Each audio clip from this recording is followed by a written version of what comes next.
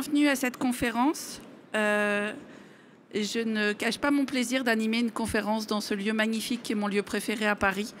Sachez qu'il y a plus de métal sur cette voûte que sur la Tour Eiffel et que voilà, je trouve ce lieu absolument magnifique. Donc je voulais remercier les organisateurs, Jonas, Nicole, de nous avoir fait une conférence et un forum dans ce lieu absolument mythique. Nous allons parler terre crue, nous allons parler inertie, mais nous allons parler géo et biosourcé. Et pour moi, il est important de vous introduire cette table ronde en vous parlant de la mixité des matériaux. Mais je vais peut-être d'abord me présenter. Je suis Nathalie Fichot.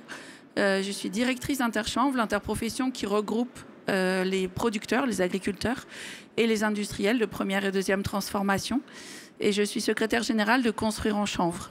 Cette association a 30 ans, ça fait 30 ans qu'on construit en béton de chanvre.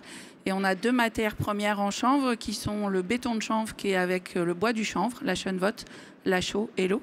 Et on a des isolants souples et donc vous avez des représentants de toute la filière dans la partie biosourcée sur votre droite en sortant. Sur la mixité des matériaux, ce qui est important de comprendre, c'est que chaque matériau a ses caractéristiques et qu'on est complémentaires, toutes les filières biosourcées. On a fait ce bouquin ensemble il y a 2-3 ans qui s'appelle « Mixité des matériaux bois biosourcés ».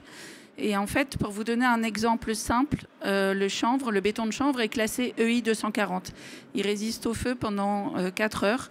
Et quand on fait des tests au feu le pire, durant 1 heure, et qu'on englobe des poteaux-poutres en bois, le chanvre va protéger de l'incendie.